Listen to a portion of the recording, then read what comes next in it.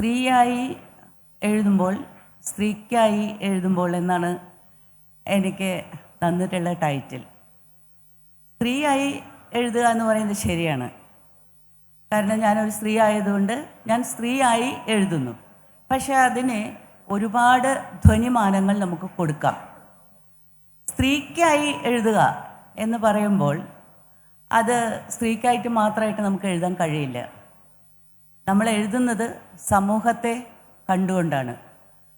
സമൂഹത്തെ മുന്നിൽ കണ്ടുകൊണ്ട്, സമൂഹത്തെ ഇന്ധനമാക്കിക്കൊണ്ട്, സമൂഹത്തിൻ്റെ സംസ്കാരത്തിൽ നിന്നും ചരിത്രത്തിൽ നിന്നും അതിൻ്റെ പ്രകൃതിയിൽ നിന്നും ഊർജം ഉൾക്കൊണ്ടുകൊണ്ട് എഴുതുന്ന ഒരാളെ സംബന്ധിച്ചിടത്തോളം പാർഷ്യലായിട്ട് സ്ത്രീക്ക് വേണ്ടിയെന്നോ പുരുഷന് വേണ്ടിയെന്നോ അല്ലെങ്കിൽ ട്രാൻസ്ജെൻഡറിന് വേണ്ടിയെന്നോ അങ്ങനെ എഴുതാൻ സാധ്യം അല്ല.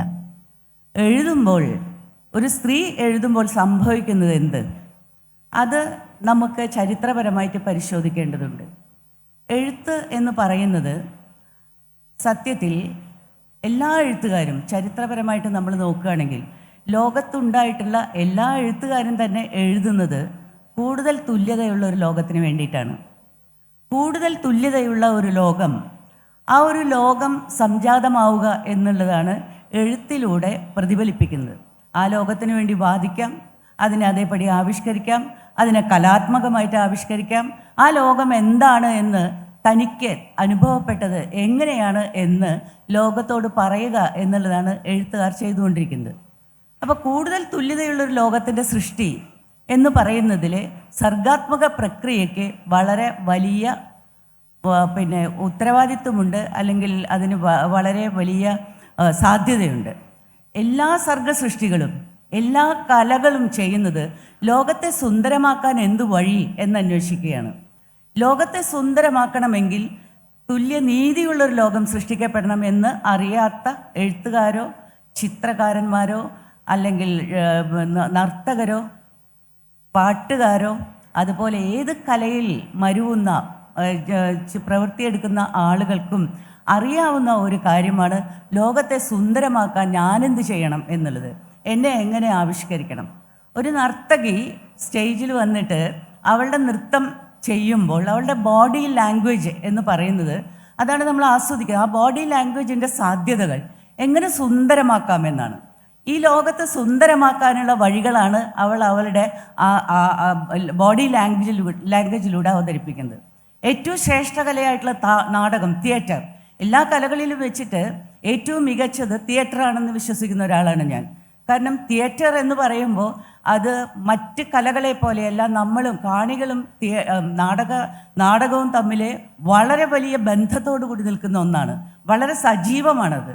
അത് തന്നെയുമല്ല, അത് ജീവിതത്തെപ്പറ്റി പറയുന്നത് പോലെ അത്രയും സമൂഹത്തോട് ഇടപെട്ടുകൊണ്ട്, നേരിട്ട് ഇടപെട്ടുകൊണ്ട് ഒരു കലയ്ക്കും സാധ്യമല്ല എന്നുള്ളത് കൊണ്ടുകൂടിയാണ്. അപ്പോൾ ഏത് കലയും ലോകത്തെ സുന്ദരമാക്കാനും, ലോകത്തെ സുന്ദരമാക്കുക എന്നുള്ളതിൻ്റെ അർത്ഥം അത് നീതി നിറഞ്ഞതാക്കാനും വേണ്ടി ശ്രമിക്കുക എന്നുള്ളതാണ്. തുല്യനീതി എന്ന് പറയുന്നത് നിഷേധിക്കപ്പെടുന്ന ഒരു ലോകത്ത് ജീവിച്ചുകൊണ്ടാണ് പാവങ്ങൾ എന്ന് പറയുന്ന ഒരു കൃതി എഴുതുന്നത്, അല്ലെങ്കിൽ ഡസ്റ്റോവ്സ്കിയുടെ നോവലുകൾ ഉണ്ടാകുന്നത്. അതല്ലെങ്കിൽ കുറച്ചും കൂടി ഏത് കാലഘട്ടത്തിലുള്ളതായാലും എഴുത്തുകാർ അന്വേഷിക്കുന്നത് തുല്യനീതിയുള്ള, മനുഷ്യർക്ക് സന്തോഷത്തോടുകൂടി ജീവിക്കാൻ കഴിയുന്ന ഒരു ലോകം ഏത് എന്ന അന്വേഷണമാണ്. ഇവിടെ എങ്ങനെയാണ് തുല്യനീതി നിഷേധിക്കപ്പെടുന്നത് എന്ന വേറെ ഒരു അന്വേഷണവും ആവാം. എന്തുകൊണ്ട് തുല്യനീതി നിഷേധിക്കപ്പെടുന്നു? എന്തുകൊണ്ട് മനുഷ്യർക്ക് ദുഃഖങ്ങൾ ഉണ്ടാകുന്നു? എന്തുകൊണ്ട് മനുഷ്യർ ഈ കുറച്ച് കാലത്തെ ഒരു ചെറിയ ഇടവേള മാത്രമായ ജീവിതത്തിൽ കുറേ പേരെ അങ്ങേയറ്റം കഷ്ടപ്പെടുകയും കുറേ പേര് വളരെ ആഹ്ലാദ ആരവങ്ങളോടുകൂടി ജീവിച്ച് ഇരിക്കുകയും ചെയ്യുന്നു? ഇതിനെപ്പറ്റി നമ്മൾ ചിന്തിക്കുന്നുണ്ടോ? ചിന്തിക്കാൻ ഇടയുണ്ടോ? ഇതൊക്കെ അന്വേഷണത്തിൽ വരുന്നൊരു കാര്യമാണ്. അങ്ങനെ അന്വേഷിച്ചു പോയിട്ടുള്ള ഒരുപാട് പ്രവാചക തുല്യരായിട്ടുള്ള ആളുകളുണ്ട്, ചിന്തകന്മാരുണ്ട്, രാഷ്ട്രീയക്കാരുണ്ട്, അതുപോലെ സാമൂഹിക പ്രവർത്തകരുണ്ട്, സമൂഹ പരിഷ്കർത്താക്കളുണ്ട്. അങ്ങനെ പലരും ലോകത്തിൻ്റെ ദുഃഖത്തിൻ്റെ കാരണം എന്താണ്, ലോകത്തിൻ്റെ വിഷമം എന്തുകൊണ്ടാണ് ഇത്രയധികം ആളുകളുടെ വിഷമമുള്ള ജീവിതം ഉണ്ടാകുന്നത്, ഇതൊക്കെ അന്വേഷിക്കുന്ന ഒരുപാട് മനുഷ്യർ നമ്മെ കടന്നു പോയിട്ടുണ്ട്. അത് ചരിത്രമാണ്. ഈ ചരിത്രത്തിൽ നിന്നുകൊണ്ടാണ്, ഈ ചരിത്രം നിർമ്മിച്ച സംസ്കാരത്തിൽ നിന്നുകൊണ്ടാണ് പുതിയ കാലഘട്ടത്തിലെ ഒരു എഴുത്തുകാരൻ അല്ലെങ്കിൽ ഒരു എഴുത്തുകാരി സാഹിത്യം കൈകാര്യം ചെയ്യുന്നത്. അങ്ങനെ വരുമ്പോൾ എനിക്ക് തോന്നുന്നത് ഒരു സ്ത്രീ എഴുതുമ്പോൾ സ്വാഭാവികമായിട്ടും തുല്യനീതി ഇല്ലാത്തത് എന്ത് അന്വേഷിക്കുന്നതിന് മറ്റ് കാര്യങ്ങൾക്കില്ലാത്ത ഒരു മാനം ഉണ്ട്. അതിന് കാരണം ഇപ്പോൾ തുല്യനീതി ഇല്ല എന്ന് പറയുമ്പോൾ ഒരു പുരുഷൻ അനുഭവിക്കുന്നത് പോലെയല്ല തുല്യനീതി ഇല്ല എന്ന് സ്ത്രീ ജീവിക്കുമ്പോഴും അനുഭവിക്കുമ്പോഴും ആവിഷ്കരിക്കുമ്പോഴും എഴുതുമ്പോഴൊക്കെ ആയാലും എനിക്ക് തുല്യനീതി ഇല്ല എന്ന് പറയുന്നത് തുല്യനീതി ഇല്ലാത്ത ഒരു ലോകത്ത് കൂടുതൽ തുല്യനീതി ഇല്ലാത്ത ഒരു വ്യക്തി, ഒരു സ്ത്രീ വ്യക്തി എഴുതുകയാണ്, അതല്ലെങ്കിൽ ചിന്തിക്കുകയാണ്, അല്ലെങ്കിൽ അന്വേഷിക്കുകയാണ്, വിലയിരുത്തുകയാണ്, അപഗ്രഥിക്കുകയാണ്.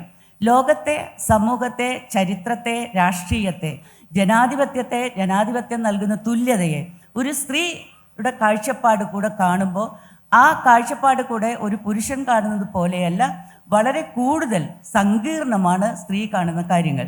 അതിനാൽ അത് ആവിഷ്കാരത്തിലേക്ക് വരേണ്ടതുണ്ട്. ഒരു സ്ത്രീ എഴുതുമ്പോൾ സംഭവിക്കുന്ന ഏറ്റവും പ്രത്യേകത എന്ന് പറയുന്നത്, സവിശേഷമായ കാര്യം എന്ന് പറയുന്നത്, സ്ത്രീയുടെ കാഴ്ചപ്പാടിൽ ലോകത്തെ അനീതിയെ വിലയിരുത്തുമ്പോൾ അതിന് സങ്കീർണമായ ഒട്ടനവധി കാര്യങ്ങളിലൂടെ കടന്നു പോകേണ്ടി വരും. അങ്ങനെ കടന്നു പോകുമ്പോഴാണ് നിലനിൽക്കുന്ന പാട്രിയാർക്കിയെക്കുറിച്ചിട്ടുള്ള ചിന്ത ഉണ്ടാവുക. പാട്രിയാർക്കി എന്താണ് ചെയ്യുന്നത് എന്നതിന് ഉത്തരം അത് സ്ത്രീയോട് മാത്രമല്ല, ജാതി വിവേചനത്തിൽ അധിഷ്ഠിതമായ ലോകത്ത് ജീവിക്കുന്ന മനുഷ്യർക്കെല്ലാവർക്കും ബാധകമായ ഒന്നാണ്. ജാതി വിവേചനവും നീതി ഇല്ലാത്ത, സ്ത്രീക്ക് തുല്യതയില്ലാത്തൊരവസ്ഥയും നിലനിൽക്കുന്ന ഒരു ലോകത്ത് പാട്രിയാർക്കിയുടെ അധികാര വ്യവസ്ഥയ്ക്ക് കീഴിൽ ജീവിക്കുന്ന മനുഷ്യരെ സംബന്ധിച്ചിടത്തോളം പ്രത്യേകിച്ചും ഈ അന്വേഷണങ്ങൾ സമൂഹ ജീവിതത്തിലുണ്ട്, അത് കലയിലും ഉണ്ട്. അപ്പോൾ അതുകൊണ്ട് സ്ത്രീ എഴുതുമ്പോൾ എന്ന് പറയുന്നത് വെറുതെ ഒരു സ്ത്രീ എഴുതുമ്പോൾ അല്ലെങ്കിൽ ഒരു സ്ത്രീ ആയിരുന്നുകൊണ്ട് എഴുതുമ്പോൾ മുഖ്യധാരയിൽ ഉള്ളതുപോലെയുള്ള ഒരു എഴുത്തല്ല ഉണ്ടാവുക എന്ന തിരിച്ചറിവ് ഈ ഒരു ദശകങ്ങളായിട്ട്, ഈ കഴിഞ്ഞ ദശകങ്ങളിൽ നമുക്കുണ്ട്. അതായത് മുഖ്യധാര എഴുത്ത് പോലെ എഴുതി പോന്നിരുന്ന ഒരു ഹിസ്റ്ററി സ്ത്രീയുടെ എഴുത്തിനും ഉണ്ട്. പ്രത്യേകിച്ച് എനിക്കെന്താണ് വേണ്ടത് എന്നറിയാത്തൊരവസ്ഥ, എന്താണ് എന്നോട് നടക്കുന്ന അവകാശ നിഷേധങ്ങൾ എന്നറിയാത്തൊരവസ്ഥ, എനിക്ക് തുല്യമായ അവകാശമുണ്ടോ, എനിക്ക് തുല്യമായ അവസരമുണ്ടോ, അതിന് സാധ്യതയുണ്ടോ, അതോ ഇതൊക്കെ എൻ്റെ വിധിയാണോ, ഇത് അറിയപ്പെടാതിരുന്ന ഒരു കാലഘട്ടത്തിൽ എഴുതിയ എഴുത്തിലൊന്നും തന്നെ ഇന്ന് നമ്മൾ കാണുന്നത് പോലെയുള്ള സ്ത്രീയുടെ അന്വേഷണങ്ങൾ അല്ലെങ്കിൽ സ്ത്രീയുടെ അവകാശത്തിന് വേണ്ടിയിട്ടും തുല്യനീതിക്കും വേണ്ടിയിട്ടുള്ള വാദങ്ങൾ നമ്മൾ കാണില്ല. അത് കാണാത്തതിൻ്റെ കാരണം അത്തരത്തിലുള്ളൊരു തിരിച്ചറിവ് ഉണ്ടായി വരുന്നില്ല എന്നുള്ളതാണ്.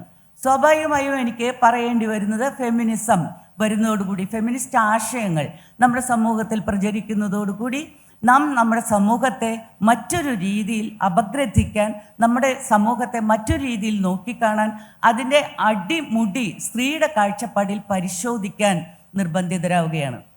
ഫെമിനിസ്റ്റ് ആശയങ്ങൾ ഇപ്പോൾ എനിക്ക് തോന്നുന്നു വളരെ ഒരു സങ്കടകരമായ ഒരു അവസ്ഥയിൽ ഫെമിനിസ്റ്റ് ആശയങ്ങളുടെ പൊളിറ്റിക്സ് എന്താണ് എന്ന് അറിയാതെ കണ്ട് അതിനെ കൈകാര്യം ചെയ്യുന്ന, അല്ലെങ്കിൽ ആ രീതിയിൽ അതിനെ സമീപിക്കുന്ന വളരെ ലളിതവൽക്കരിച്ച ഒരു നിലപാട് ഇവിടെ നമ്മൾ കാണുന്നുണ്ട്. അതുകൊണ്ട് തന്നെ ഫെമിനിസം ആവശ്യമില്ലാത്ത രീതിയിൽ ഏറ്റവും ഉദാത്തമായ ഒരു ആശയം, ഒരു പൊളിറ്റിക്സ്, ഒരു വിമോചന മാർഗം, ഏറ്റവും ഉദാത്തമായ ഒരു വിമോചന മാർഗം വളരെ ലളിതവൽക്കരിച്ച് വളരെ ലാഘവത്തോടു കൂടി കണ്ട് അതിനെതിരായിട്ടുള്ള നിലപാടുകൾക്ക് സമൂഹത്തിൽ അവസരമുണ്ടാക്കുന്ന ഒരു കാലഘട്ടം കൂടിയാണ് ഇത് എന്ന് എനിക്ക് തോന്നുന്നു. അതിൻ്റെ കാരണം എന്താണ് ഫെമിനിസം എന്ന് പറയുന്ന അതിൻ്റെ രാഷ്ട്രീയം അറിയാതിരിക്കുന്നത് തന്നെയാണ്. ഒരു എഴുത്തുകാരി എന്നുള്ള നിലയിൽ ഞാൻ എഴുതാൻ ശ്രമിച്ചത് ഒരു സ്ത്രീ എന്തുകൊണ്ട് നീതിയിൽ നിന്ന് പുറത്താക്കപ്പെടുന്നു, എന്തുകൊണ്ട് അവസരങ്ങളിൽ നിന്ന് പുറത്താക്കപ്പെടുന്നു, എന്തുകൊണ്ട് അവളുടെ സ്വാഭാവികമായ ജീവിതത്തിന് വിഘാതമായ വിധത്തിൽ അധികാരം അവളുടെ മേൽ തൻ്റെ പുരുഷാധികാര പ്രയോഗങ്ങൾ അവളുടെ മേൽ ഉണ്ടാകുന്നു, അവൾ എന്തുകൊണ്ട് ഇത്രയധികം പീഡിപ്പിക്കപ്പെടുന്നു, വിഷമിപ്പിക്കപ്പെടുന്നു. ഇതൊക്കെയുള്ള അന്വേഷണങ്ങളുടെ ഫലമായിട്ട് നമുക്ക് ഉണ്ടാകുന്ന ഒരു തിരിച്ചറിവില്ലാത്തിടത്തോളം കാലം നമ്മൾ അബോധപൂർവം എന്താണോ പിന്തുടർന്ന് പോന്നിരുന്നത് അതിനെ പിന്തുടർന്നുകൊണ്ടേയിരിക്കും. എന്താണോ നാട്ടുനടപ്പ്, എന്താണോ സദാചാര വ്യവസ്ഥ, എന്താണോ സമൂഹത്തിൻ്റെ മനസ്സ്, അതിനെ അബോധപൂർവം പിന്തുടരുകയാണ് നമ്മൾ ചെയ്യുക. സമൂഹ മനസ്സ് രൂപപ്പെട്ടിരിക്കുന്നതിന് ആധാരമായിരിക്കുന്നത് പാട്രിയാർക്കി ആണ് എങ്കിൽ അതിനെ സ്ത്രീയും പുരുഷനും ഒരുപോലെ സംശീകരിച്ചിരിക്കും. സ്ത്രീയും പുരുഷനും ഒരുപോലെ സ്വാംശീകരിച്ചിട്ടുള്ള പാട്രിയാർക്കൽ മൂല്യവ്യവസ്ഥ, ഈ മൂല്യവ്യവസ്ഥയിൽ നിന്നുകൊണ്ട് കാര്യങ്ങളെ കാണാനും എഴുതാനും ശ്രമിച്ചിരുന്ന ഒരു ഒരു ഒരു ഘട്ടം സ്ത്രീയുടെ എഴുത്തിൽ, മുഖ്യധാര എഴുത്തിനോട് ഒപ്പം ചേർന്ന് പോന്നിരുന്ന എഴുത്തിൽ ഉണ്ടായിരുന്നു. ആ ഒരു കാലഘട്ടത്തിലെ പല പുസ്തകങ്ങളും സ്ത്രീകൾ എഴുതിയത് പരിശോധിച്ചാൽ, ഏതാനും ലേഖനങ്ങൾ ഒഴിച്ച് പരിശോധിച്ചാൽ നമുക്ക് മനസ്സിലാകും ഇതിൽ സ്ത്രീയുടെ അനുഭവങ്ങളുടെ ആഖ്യാനം എന്ന് പറയുന്നത് പുരുഷൻ്റെ കണ്ണുകൂടെ നോക്കിയിട്ടുള്ള നോട്ടത്തിൽ എഴുതിയിട്ടുള്ളതാണ്. പുരുഷൻ്റെ കണ്ണിലൂടെ കാണുന്ന ഒരു സ്ത്രീലോകത്തെ തന്നെയാണ് സ്ത്രീയും ആഖ്യാനം ചെയ്തിരിക്കുന്നത് എന്ന് നമുക്ക് കാണാൻ സാധിക്കും. അതേസമയം ഫെമിനിസത്തിൻ്റെ ഒരു ആശയ പ്രചാരണം ഉണ്ടാകുന്നതോടുകൂടി നമ്മുടെ ചിന്തയിലെ വലിയ ഒരു വിപ്ലവം അല്ലെങ്കിൽ വലിയൊരു തീപിടുത്തം ഉണ്ടാകുന്നുണ്ട്. എന്താണ് സമൂഹത്തിൽ സ്ത്രീയുടെ സ്ഥാനം? ഇതോടൊപ്പം ചേർത്ത് വെക്കേണ്ടത് സമൂഹത്തിൽ ജാതിയുടെ സ്ഥാനം, ജാതി വിവേചനം എന്തുകൊണ്ട് നിലനിൽക്കുന്നു, എന്തുകൊണ്ടാണ് ദളിത് അനുഭവങ്ങൾ ഇതുപോലെ സ്ത്രീയുടെ ഇതിന് സമാനം ആയിരിക്കുന്നത്, എന്തുകൊണ്ടാണ് ട്രാൻസ്ജെൻഡർ മനുഷ്യർ സ്ത്രീയുടെ ഇതിന് സമാനമായ ജീവിതം ജീവിക്കേണ്ടി വരുന്നത്, ഇങ്ങനെ തുടങ്ങിയിട്ടുള്ള നിരവധി പ്രശ്നങ്ങൾ ചേർത്ത് വെച്ചുകൊണ്ട് നമ്മുടെ സമൂഹത്തിലെ പാട്രിയാർക്കൽ മൂല്യവ്യവസ്ഥയ്ക്കെതിരെ വലിയ ഒരു ചിന്ത ഉണർന്നു വരുന്നുണ്ട്. ഈ ഉണർന്നു വന്ന ചിന്തയുടെ അടിസ്ഥാനത്തിൽ സ്ത്രീകൾ എഴുതുമ്പോൾ എഴുത്തിൻ്റെ ഏറ്റവും അടിസ്ഥാന ഉപകരണമായ ഭാഷയെ തൊട്ട്, ഉള്ളടക്കത്തെ തൊട്ട്, ആശയത്തെ തൊട്ട് മാറ്റി എഴുതാൻ നിർബന്ധിതരാവുകയാണ്. സ്ത്രീയുടെ കാഴ്ചപ്പാട് കൂടെ ലോകത്തെ വ്യാഖ്യാനിക്കുകയാണ്. സ്ത്രീയുടെ കാഴ്ചപ്പാട് കൂടെ ലോകത്തെ വ്യാഖ്യാനിക്കുമ്പോൾ നിലവിലുണ്ടായിരുന്ന പാട്രിയാർക്കൽ വ്യവസ്ഥയിൽ അധിഷ്ഠിതമായിരുന്ന മൂല്യവ്യവസ്ഥയും ആവിഷ്കാര രീതിയും ഭാഷയും ചരിത്രവും രാഷ്ട്രീയവും ഒക്കെ തന്നെ മാറിപ്പോകുന്നു. നമുക്കറിയാം, ഇന്ത്യയിലെ ഒരു സ്ത്രീയെ സംബന്ധിച്ചിടത്തോളം ജനാധിപത്യപരമായിട്ട് തുല്യതയുള്ള ഒരു വ്യക്തിയാണ് അവൾ. വോട്ടവകാശം അവൾക്കും ഉണ്ട്. തുല്യമായ ഒരു മൂല്യം അവളുടെ വോട്ടിന് ഉണ്ട്. അപ്പോൾ തുല്യമായ ഒരു മൂല്യം ഉള്ള ഒരു വോട്ടുള്ള ഒരു വ്യക്തി, ഭരണഘടന വാഗ്ദാനം ചെയ്തിട്ടുള്ള എല്ലാ അവകാശങ്ങൾക്കും അർഹതയുള്ളൊരു വ്യക്തി ആയിരുന്നിട്ടും സാമൂഹികമായ തുല്യത ഇല്ല എന്നുള്ളിടത്താണ് സ്ത്രീയുടെ പ്രശ്നം പരിശോധിക്കപ്പെടേണ്ടത്. ജനാധിപത്യപരമായി തുല്യത നൽകുകയും സാമൂഹികമായി തുല്യത ഇല്ലാതിരിക്കുകയും ചെയ്യുന്നു. സാമൂഹികമായി തുല്യത ഇല്ലാതിരിക്കുന്നതിന് കാരണം സമൂഹത്തിൽ നിലനിൽക്കുന്ന പാട്രിയാർക്കൽ വ്യവസ്ഥയും അതിൻ്റെ മൂല്യങ്ങളും തന്നെയാണ്. ഈ പാട്രിയാർക്കൽ മൂല്യങ്ങളെ എന്തൊക്കെയാണ് എന്ന് കണ്ടെത്തുക എന്നുള്ളത് വളരെ ദുഷ്കരമായിരുന്നു ആദ്യ കാലഘട്ടങ്ങളിലൊക്കെ. കാരണം ഞങ്ങൾ പട്ടാമ്പി കോളേജിൽ മാനുഷി എന്ന് പറയുന്ന ഒരു സംഘടന തുടങ്ങുമ്പോൾ ആദ്യം അങ്ങനെ അറിയൊന്നുമില്ല, എങ്ങനെയാണ് ഇത് എന്താണ് ഇതിൻ്റെ പ്രശ്നങ്ങളെന്നൊന്നും അറിയില്ല. പക്ഷേ സ്ത്രീകൾക്കെതിരെ നടക്കുന്ന അക്രമങ്ങൾക്കെതിരെ പ്രതികരിക്കണം എന്ന് മാത്രമേ താല്പര്യം ഉണ്ടായിരുന്നുള്ളൂ. പക്ഷെ ഇത് ആഴത്തിലേക്ക് നമ്മൾ ചിന്തിച്ചു പോകുമ്പോഴാണ് പാട്രിയാർക്കൽ വ്യവസ്ഥ എന്ന് പറയുന്നത് ഒരുപക്ഷെ സ്ത്രീയെ മാത്രമല്ല, സമൂഹത്തിലെ മേധാവികൾ അല്ലാത്ത, അധികാര വ്യവസ്ഥയുടെ കീഴിലല്ലാത്ത മുഴുവൻ പേരെയും, അധികാര വ്യവസ്ഥയിലല്ലാത്ത മുഴുവൻ പേരെയും ബാധിക്കുന്ന ഒന്നാണ് പാട്രിയാർക്കൽ മൂല്യങ്ങൾ എന്ന് പറയുന്നത്. ഈ പാട്രിയാർക്കൽ മൂല്യങ്ങളിൽ അധിഷ്ഠിതമായിട്ടാണ് നമ്മുടെ വിദ്യാഭ്യാസമായാലും നിയമനിർമ്മാണമായാലും അതുപോലെ തന്നെ കുടുംബമായാലും എല്ലാ സ്ഥാപനങ്ങളും നിലനിൽക്കുന്നത് പാട്രിയാർക്കൽ വ്യവസ്ഥയിൽ അധിഷ്ഠിതമായിട്ടാണ്. ഈ പാട്രിയാർക്കൽ വ്യവസ്ഥ അതിലെ പങ്കാളിത്തമില്ലാത്ത അല്ലെങ്കിൽ അവസരം ഇല്ലാത്ത അല്ലെങ്കിൽ അതിൻ്റെ ഭാഗമല്ലാത്ത മനുഷ്യരെ മുഴുവനും അതിൻ്റെ കീഴിൽ സമ്മർദ്ദത്തിൽപ്പെടുത്തി നിലനിൽക്കുന്ന ഒരു സുന്ദര ലോകമാണ് മുഖ്യധാര എന്ന് പറയുന്നത്.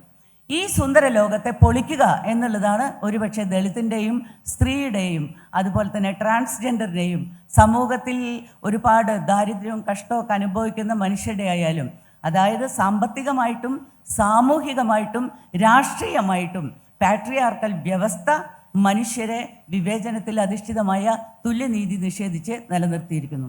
അതിനാൽ ഫെമിനിസം എന്ന് പറയുന്ന ആശയം ഒരിക്കലും സ്ത്രീക്കായി മാത്രം നീക്കിവെച്ചിട്ടുള്ള ഒന്നല്ല. അത് മൊത്തം സമൂഹത്തിൻ്റെ സവർണ ബ്രാഹ്മണ പുരുഷ മേധാവിത്വ വ്യവസ്ഥയുടെ കീഴിൽ ജീവിക്കേണ്ടി വരുന്ന മുഴുവൻ സമൂഹത്തിൻ്റെയും വിമോചനത്തിൻ്റെ പ്രത്യയശാസ്ത്രം ആണ്. ഈ അങ്ങനെയുള്ളൊരു പ്രത്യയശാസ്ത്രത്തെ സ്ത്രീക്കായി മാത്രം എന്ന് നമുക്ക് ഒതുക്കാൻ സാധിക്കില്ല. കാരണം ഇത് പോരാടുന്നത് ജാതി മേധാവിത്വത്തിനെതിരായിട്ട്, അതുപോലെ പുരുഷ മേധാവിത്വത്തിനെതിരായിട്ട്, സാമ്പത്തിക മേധാവിത്വത്തിനെതിരായിട്ട്, മൊത്തം അധികാര വ്യവസ്ഥയോടാണ്. ഫെമിനിസം ആഹ്വാനം ചെയ്യുന്നത് മൊത്തം അധികാര വ്യവസ്ഥയെ ബാക്കിയുള്ള മനുഷ്യരുടെ മുഴുവൻ പേരിൽ നമ്മൾ ക്വസ്റ്റ്യൻ ചെയ്തേ പറ്റുള്ളൂ, അല്ലെങ്കിൽ അതിനെ മാറ്റി തീർത്തേ പറ്റുള്ളൂ എന്ന് പറയുന്ന ഒരു ആശയമാണ് മുന്നോട്ട് വയ്ക്കുന്നത്. അവിടെ സ്ത്രീ അവളുടെ സവിശേഷമായിട്ടുള്ള പ്രശ്നങ്ങൾ കണ്ടെത്താൻ ശ്രമിക്കേണ്ടതുണ്ട്. ആദ്യമൊക്കെ അതെന്താണെന്ന് കണ്ടെത്താൻ തന്നെ ബുദ്ധിമുട്ടായിരുന്നു. ഞാൻ നേരത്തെ പറഞ്ഞ പോലെ മനുഷ്യയിലെ കുട്ടികളൊക്കെ ചോദിച്ചിരുന്നത് ഇത് നമ്മുടെ വിധിയല്ലേ എന്നാണ്. ഇത് നമ്മുടെ വിധിയല്ലേ, പെണ്ണായിരിക്കുന്നു എന്നുള്ളതുകൊണ്ട് നമ്മളൊക്കെ ഇത് അനുഭവിച്ചല്ലേ തീരുള്ളൂ. പലർക്കും എന്താണ് നമുക്ക് പ്രശ്നം, വീട്ടിനകത്ത് നമുക്ക് എന്താണ് പ്രശ്നം, നാട്ടിൽ നമുക്ക് എന്താണ് പ്രശ്നം, ഇപ്പം നമുക്ക് ജോലി കിട്ടുന്നില്ലേ, അങ്ങനെ തുടങ്ങിയിട്ടുള്ള നിരവധി ചോദ്യങ്ങളാണ്. നമുക്ക് പഠിക്കാൻ പറ്റുന്നില്ലേ, നമുക്ക് വോട്ട് ചെയ്യുന്നില്ലേ. പക്ഷേ സൂക്ഷ്മമായ അംശത്തിലേക്ക് സ്ത്രീയുടെ ജീവിതത്തെ കൊണ്ടുപോയി ആ തലത്തിൽ പരിശോധന നടത്തുന്ന, ജന്മം തൊട്ടേ പരിശോധന നടത്തുന്ന തരത്തിൽ ഉള്ള വലിയൊരു തിരിച്ചറിവ് ഇന്ത്യയിൽ ഉണ്ടായത് ഒരുപക്ഷെ ഒരു 50 ആണ്ടുകൾക്ക് മുമ്പ് മാത്രമാണ്. ചരിത്രപരമായ തുടർച്ചയിൽ എല്ലാ സമൂഹ പരിഷ്കരണങ്ങളും സ്ത്രീക്ക് വേണ്ടിയായിരുന്നു, സ്ത്രീയുടെ മുൻകൈയിൽ ആയിരുന്നു, അല്ലെ, സ്ത്രീയെ മുൻനിർത്തിക്കൊണ്ട് ആയിരുന്നു. കാരണം എല്ലാ സാമൂഹ്യ മാറ്റങ്ങളും എല്ലാ സമൂഹ പരിഷ്കർത്താക്കളും സ്ത്രീകളുടെ പ്രശ്നം എടുത്തുകൊണ്ടാണ് സമൂഹത്തിലെ മാറ്റത്തെപ്പറ്റി ആദ്യം സംസാരിച്ചത്. അത് നമുക്ക് അറിയാവുന്ന കാര്യമാണ്. നമ്മുടെ നവോത്ഥാന കാലഘട്ടം തൊട്ട് തന്നെ സ്ത്രീകളുടെ പ്രശ്നങ്ങളാണ് മുന്നിൽ നിർത്തിക്കൊണ്ട് ജാതി പ്രശ്നത്തിലേക്ക് ഉള്ള ഒരു പ്രയാണം ഉണ്ടാകുന്നത്. വീട്ടി ഭട്ടതിരിപ്പാടായാലും അതിനു മുമ്പുള്ള ആളുകളായാലും എല്ലാവരും തന്നെ ഇപ്പോൾ മാറുമറക്കൽ സമരം പോലെയുള്ള ഒരുപാട് നമ്മൾ പറഞ്ഞു കേട്ടിട്ടുള്ളതാണ്. അവിടുന്ന് തുടങ്ങുമ്പോൾ സ്ത്രീകൾ അനുഭവിക്കുന്ന പ്രശ്നങ്ങളെപ്പറ്റി പറഞ്ഞുകൊണ്ടാണ്. കാരണം ഇത് 50% പ്രശ്നമാണ്. സമൂഹത്തിലെ 50% വരുന്ന മനുഷ്യരുടെ പ്രശ്നം കൈകാര്യം ചെയ്യാതെ കണ്ട് സാമൂഹ്യ മാറ്റത്തിന് വേണ്ടി ശ്രമിക്കുന്നത് ശരിയല്ല എന്നും അത് സംഭവ്യമല്ല, സാമൂഹ്യ മാറ്റം സംഭവ്യമല്ല എന്നുമുള്ള തിരിച്ചറിവ് സമൂഹ പരിഷ്കർത്താക്കൾക്കുണ്ടായിരുന്നു. പക്ഷേ നിലനിൽക്കുന്ന പുരുഷ മേധാവിത്വ അധികാര വ്യവസ്ഥയിൽ അത്തരമൊരു കാര്യം ഉന്നയിക്കാൻ പോലും സാധിക്കാത്ത വിധത്തിൽ കോംപ്രമൈസ് ചെയ്യേണ്ടി വന്നിരുന്നു. എല്ലായ്പ്പോഴും കോംപ്രമൈസിലൂടെ സ്ത്രീയുടെ അവസ്ഥ പരിഷ്കരിക്കുക എന്നുള്ളതാണ് ചെയ്തുകൊണ്ടിരുന്നത്. കുറച്ചൊരു പരിഷ്കാരം, അവൾക്ക് വേണമെങ്കിൽ വിദ്യാഭ്യാസം കൊടുക്കാം, വോട്ടവകാശം കൊടുക്കാം, ആരാധനാ സ്വാതന്ത്ര്യം കൊടുക്കാം, റോട്ടിലൊക്കെ നടക്കാനുള്ള ഒരു അവകാശം കൊടുക്കാം, വീട്ടിൽ ഉമ്മർത്തൊക്കെ വരാൻ അവകാശം കൊടുക്കാം എന്നിങ്ങനെ പടിപടിയായിട്ട് ചില പരിഷ്കാരങ്ങൾ മാത്രമാണ് ഉണ്ടായത്. ഈവൻ വീട്ടി ഭട്ടതിരിപ്പാടിൻ്റെ പ്രഖ്യാതമായിട്ടുള്ള അടുക്കളയിൽ നിന്ന് അരങ്ങത്തേക്ക് എന്ന് പറയുന്ന നാടകകൃതി പോലും, ആ നാടകം പോലും ഒരു കോംപ്രമൈസാണ്. കാരണം ആ നാടകത്തിൻ്റെ അവസാനത്തിൽ പറയുന്നുണ്ട്, വേണമെങ്കിൽ പുരുഷൻ്റെ മേന്മയ്ക്ക് വേണ്ടി സ്ത്രീ അബലയായി തന്നെ ഇരുന്നു കൊള്ളട്ടെ.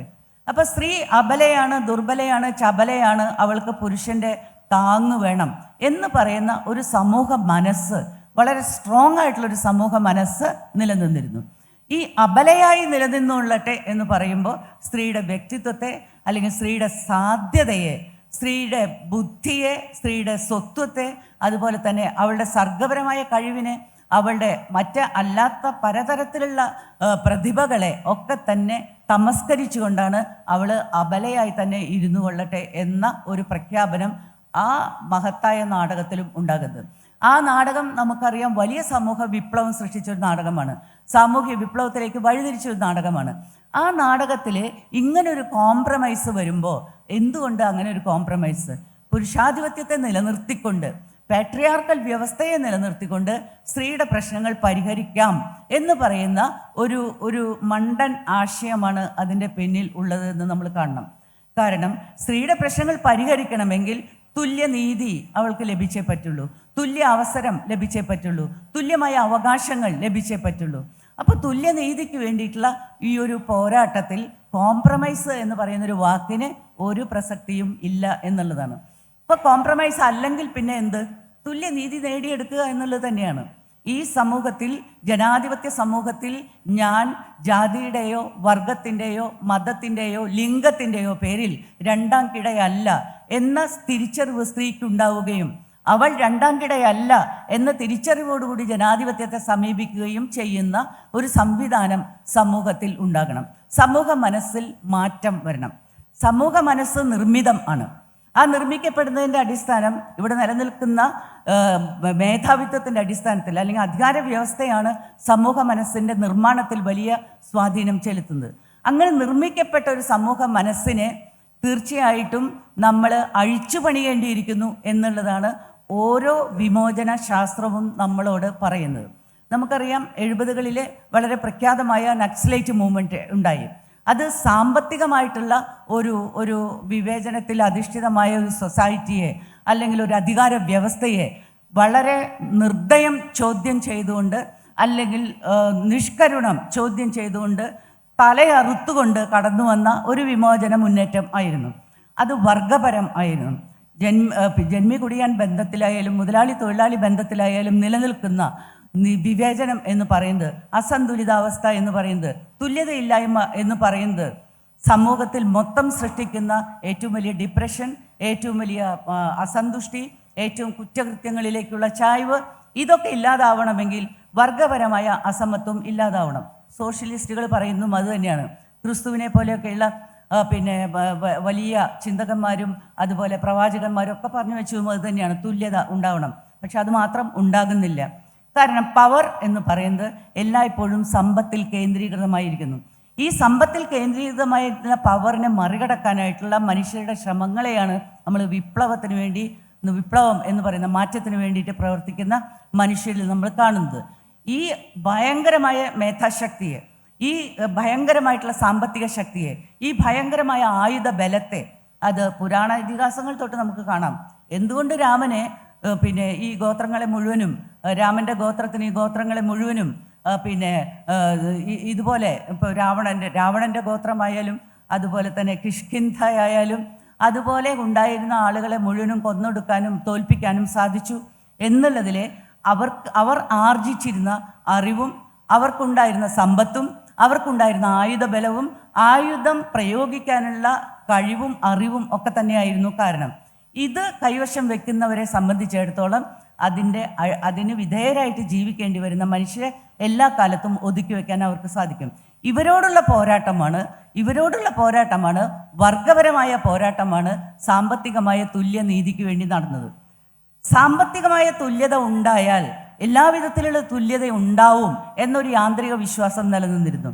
സാമ്പത്തികമായ തുല്യത കൈവന്നാൽ തന്നെ എല്ലാം തുല്യമായി തീരും എന്ന് പറയുന്ന ഒരു യാന്ത്രികമായ വിശ്വാസം കമ്മ്യൂണിസ്റ്റുകൾക്കൊക്കെ ഉണ്ടായിരുന്നു. അതേസമയം സാമ്പത്തികമായി തുല്യത ഉണ്ടായിട്ടും സ്ത്രീക്ക് സാമൂഹികമായ നീതിയോ തുല്യതയോ കിട്ടുന്നില്ല എന്ന് പറയുന്ന ഒരു ജീവിത യാഥാർത്ഥ്യവും ഒപ്പത്തിനൊപ്പം പോയിക്കൊണ്ടിരുന്നു. സ്ത്രീക്ക് തുല്യതയില്ല, പക്ഷെ സാമ്പത്തികമായി അവൾക്ക് വരുമാനമൊക്കെ ഉണ്ട്, തുല്യതയുണ്ട്, വരുമാനം വർഗസമരത്തിലൂടെ ഇതൊക്കെ പരിഹരിക്കപ്പെടും എന്ന് പറയുന്ന ഒരു പ്രത്യയശാസ്ത്രവും ഉണ്ട്. പക്ഷെ സ്ത്രീകൾ ഞങ്ങൾക്ക് സവിശേഷമായിട്ടുള്ള പ്രശ്നങ്ങൾ ഉണ്ട് എന്ന് പറഞ്ഞുകൊണ്ട് ആ പ്രശ്നങ്ങൾ എന്ത് എന്ന് പറയാൻ തുടങ്ങിയപ്പോഴാണ് അത് ശരിക്കും സമൂഹത്തിലാകെ വ്യാപിച്ചതും വലിയ സമരങ്ങൾ ഇവിടെ നടന്നതും. അങ്ങനെ നമുക്കറിയാവുന്ന പോലെ കേരളത്തിലുടനീളം ജീവിതത്തിൻ്റെ എല്ലാ തലങ്ങളിലും തന്നെ സ്ത്രീയുടെ പക്ഷത്ത് നിന്നുകൊണ്ട് ജീവിതത്തെ പരിശോധിക്കുന്ന ഒരവസ്ഥ ഈ ദശകങ്ങളിലെ നമ്മൾ കാണുന്നുണ്ട്. അത് ഹിസ്റ്ററിയുടെ ചുവട് പിടിച്ചുകൊണ്ട് തന്നെയാണ്. അതുവരെ ഉണ്ടായിരുന്ന ഹിസ്റ്ററി സമൂഹ പരിഷ്കരണത്തിലൂടെ സ്ത്രീയെ മുന്നോട്ട് കൊണ്ടുപോയിരുന്നിടത്ത് ഒരു ഘട്ടത്തിൽ വെച്ച് സ്ത്രീ പറയുന്ന വാക്കിൽ ഒരു വലിയ മാറ്റം വരുന്നുണ്ട്. അത് വിമോചനം എന്ന് പറയുന്ന വാക്കാണ്. വിമോചനം എന്ന് പറയുന്ന വാക്ക് വിപ്ലവത്തിന് വേണ്ടിയാണ്. വിപ്ലവം എന്നാൽ മാറ്റം കൊണ്ടുവരാൻ വേണ്ടിയാണ്. ഈ മാറ്റം എന്ന് പറയുന്നത് സമൂഹ മനസ്സിൻ്റെ അടിത്തട്ടിൽ സംഭവിക്കേണ്ട ഒന്നാണ്. നമ്മൾ മൈൻഡ് സെറ്റ് എന്ന് പറയും. എന്തുകൊണ്ടാണ് സ്ത്രീകൾ ആക്രമിക്കപ്പെടുമ്പോൾ സ്ത്രീകളുടെ പക്ഷത്ത് നിൽക്കാതെ കണ്ട് പുരുഷൻ്റെ പക്ഷത്ത് നിൽക്കുന്ന, അല്ലെങ്കിൽ പുരുഷാധിപത്യത്തിൻ്റെ പക്ഷത്ത് നിൽക്കുന്ന ഒരു നിലപാടുണ്ടാകുന്നത്? അത് സമൂഹത്തിൻ്റെ മൈൻഡ് സെറ്റ് അങ്ങനെ രൂപപ്പെട്ടതുകൊണ്ട് മാത്രം ആണ്. അതിനാൽ സ്ത്രീയെ സംബന്ധിച്ചിടത്തോളം, ഇപ്പോൾ എഴുതാനിരിക്കുന്ന ഒരു സ്ത്രീയെ സംബന്ധിച്ചിടത്തോളം ഈ ഒരു തിരിച്ചറിവ്, ഞാൻ പരിഷ്കരിക്കപ്പെടേണ്ടവളല്ല, എനിക്ക് വേണ്ടത് സമൂഹ പരിഷ്കാരം അല്ല, എനിക്ക് വേണ്ടത് വിമോചനമാണ്, എനിക്ക് വേണ്ടത് തുല്യതയാണ്, തുല്യനീതിയാണ്, തുല്യ അവസരമാണ്, തുല്യ അവകാശമാണ്, തുല്യമായ സ്വാഭിമാനം ആണ്. പുരുഷനുള്ളതുപോലെ സ്വാഭിമാനത്തോടുകൂടി തൻ്റെ സ്വത്വത്തെക്കുറിച്ചുള്ള വ്യക്തമായ കാഴ്ചപ്പാടോടുകൂടി ജീവിതത്തെ കാണാനും അതിനെ ആവിഷ്കരിക്കാനും എനിക്ക് സാധിക്കണം. ഈ ഒരു ശക്തി അല്ലെങ്കിൽ ആ ഒരു തിരിച്ചറിവ് ഉണ്ടാകുന്നതോടുകൂടി സ്ത്രീയുടെ എഴുത്തിൽ അതുവരെ ഉണ്ടായിരുന്നതിൽ നിന്ന് വ്യത്യസ്തമായിട്ടുള്ള ഒരു അന്വേഷണം സ്വാഭാവികമായിട്ടും രൂപപ്പെടാം. അങ്ങനെ രൂപപ്പെടുന്നത് എഴുത്തിൽ പ്രതിഫലിക്കുകയും ആവാം. നമ്മൾ പെണ്ണെഴുത്ത്, ഫെമിനിസം എന്നൊക്കെ പറഞ്ഞുകൊണ്ട് മാറ്റി നിർത്തിയിട്ടുള്ള എഴുത്തുകളെ പരിശോധിക്കാൻ ഇപ്പോഴും തയ്യാറല്ലാത്ത ഒരു സമൂഹം ആണ്. കാരണം അതിനകത്ത് എന്തുണ്ടാവും എന്ന് നമുക്ക് പരിശോധിക്കേണ്ട കാര്യമേ ഇല്ല, ഒരൊറ്റ വാക്കിൽ തഴഞ്ഞാൽ മതി. ആദ്യ കാലഘട്ടത്തിൽ ഈ ഫെമിനിസം എന്ന് പറയുന്ന ആശയം സംസാരിച്ചു തുടങ്ങുമ്പോൾ തന്നെ അത് പുരുഷനെതിരായിട്ടുള്ള എന്തോ ഒന്നാണ്, അതുകൊണ്ട് തന്നെ ഇത് നമ്മൾ അംഗീകരിക്കേണ്ട കാര്യമില്ല എന്ന രീതിയിലുള്ള ഒരുപാട് ആശയ തർക്കങ്ങളും അതുപോലെ തന്നെ തല്ലൂട്ടങ്ങളൊക്കെ ഉണ്ടായിട്ടുണ്ട്. എല്ലാ സംഘടനകളിൽ പോയാലും എനിക്ക് തല്ലുകൂടേണ്ടി വരുന്നത് സ്ത്രീകൾക്ക് സവിശേഷമായിട്ട് പ്രശ്നമുണ്ട് എന്ന് പറഞ്ഞുകൊണ്ടാണ്. അത് സാംസ്കാരികമാണ്, അത് സാമൂഹികമാണ്. എല്ലാ സമൂഹ സ്ഥാപനങ്ങളും, കുടുംബം തൊട്ടുള്ള എല്ലാ സമൂഹ സ്ഥാപനങ്ങളും നിലനിർത്തിയിട്ടിരിക്കുന്ന പാട്രിയാർക്കിയോടാണ് അതിന് വിരോധം, അതല്ലാതെ പുരുഷനോട് അല്ല. ഒരു പുരുഷനോട് വിരോധം വെച്ചുകൊണ്ട് ഒരു പ്രസ്ഥാനം ഉണ്ടാക്കാനായിട്ട് നമുക്ക് സാധ്യമല്ല. ഒരു സ്ത്രീയോട് വിരോധം വെച്ചുകൊണ്ടും അതുപോലെ ഒരു പ്രസ്ഥാനം ഉണ്ടാക്കാൻ സാധ്യമല്ല. മറിച്ച് അധികാര വ്യവസ്ഥയോട് എന്ത് ചെയ്യണം എന്നുള്ള, അല്ലെങ്കിൽ അധികാര വ്യവസ്ഥയോട് കലഹിച്ചുകൊണ്ട് സ്ത്രീക്ക് വേണ്ടി, ജാതിയിൽ താഴ്ന്നവർക്ക് വേണ്ടി, വർഗത്തിൽ താഴ്ന്നവർക്ക് വേണ്ടി പ്രസ്ഥാനങ്ങൾ ഉണ്ടാകാം. അത്തരത്തിലുള്ളൊരു പ്രസ്ഥാനം, ആ ഒരു പ്രസ്ഥാനമാണ് ഫെമിനിസത്തെ സംബന്ധിച്ചിടത്തോളം. ഫെമിനിസത്തിൻ്റെ ആശയം എന്ന് പറയുന്നത് തുല്യനീതി എന്നുള്ളത് തന്നെയാണ്. തുല്യനീതിയിൽ അധിഷ്ഠിതമായൊരു ലോകം, ഒരു ജീവിതം സഹനീയമായൊരു ലോകം സൃഷ്ടിക്കുക എന്നുള്ളതാണ്.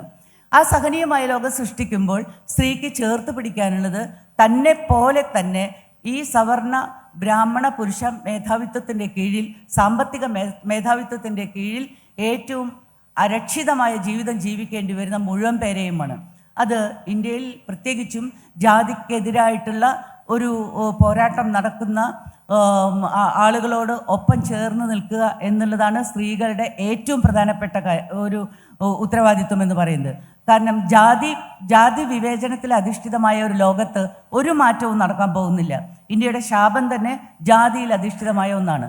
അപ്പോൾ ഈ ജാതി വിവേചനത്തെ മറികടക്കാൻ വേണ്ടി പോരാടുന്ന മുഴുവൻ മനുഷ്യരോടും കൂടി, ദളിതരോടും ഗോത്രവർഗ്ഗക്കാരോടോ ആദിവാസികളോടോ ഒക്കെ കൂടിയിട്ട് ഐക്യപ്പെടുക എന്നുള്ളതാണ് ഫെമിനിസ്റ്റുകൾ ചെയ്യേണ്ട ഒരു കാര്യം. ഫെമിനിസ്റ്റുകൾ ഒരുപക്ഷെ മുൻകാലത്തെ അപേക്ഷിച്ച് ഇപ്പോൾ എൻജോയ് ചെയ്യുന്നത്, ഇപ്പോൾ അവർ സന്തോഷിക്കുന്നത്, ഫെമിനിസം എന്ന പേരിൽ അവർ സന്തോഷിക്കുന്നത് സ്വന്തം ബോഡിയെക്കുറിച്ചിട്ടും, അതല്ലെങ്കിൽ സ്വന്തം സെക്ഷുവാലിറ്റിയെക്കുറിച്ചിട്ടും, അതല്ലെങ്കിൽ സ്വന്തം സ്വാതന്ത്ര്യത്തെക്കുറിച്ചിട്ടും ഉള്ള ഇപ്പോൾ ഉണ്ടായിട്ടുള്ള ഒരു അന്തരീക്ഷം ഉപയോഗപ്പെടുത്തുക എന്നുള്ളതാണ്. മനസ്സിലാക്കേണ്ട ഒരു കാര്യമുണ്ട്.